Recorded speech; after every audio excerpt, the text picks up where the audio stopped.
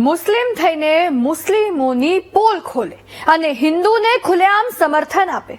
સ્ત્રી છે છતાં એક વાર પણ એને ડર નથી લાગતો કે તે જેનો વિરોધ વારંવાર કરે છે તેની સાથે કુકર્મ પણ કરી શકે છે. પોતાની ઇસ્લામ કટ્ટરપંથી વિરોધી વિચારધારા પર અડગ છે. નાઝિયા ઇલાહી ખાને એક વિડીયોમાં કહ્યું હતું કે એક બોર્ડ જોયું જેમાં મૌલવીએ લખ્યું હતું કે તમારી પત્ની અહીંયા એકદમ સુરક્ષિત છે, હલાલા કરવા માટે લઈ જાઓ અને બીજા દિવસે પાછી લઈ જાઓ. મદ્રેસા માટે પણ એક વિડીયોમાં કહ્યું હતું કે તેની પાસે પુરાવો છે કે મદ્રેસામાં સૃષ્ટિ વિરુદ્ધનું કૃત્ય, વિદ્યાર્થીનીઓનું શોષણ, ન્યૂડ વિડીયો બતાવીને શારીરિક શોષણ, આતંકી પ્રવૃત્તિ, ગેરકાયદે પ્રવૃત્તિઓ આવું તો ઘણું થાય છે.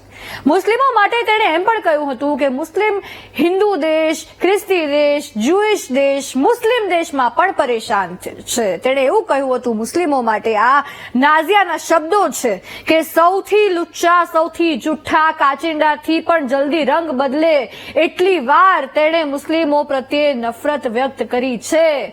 તેણે બાળપણથી જે શીખ મેળવી છે તેનો વિરોધ તે ખુલ્લીને કરે છે.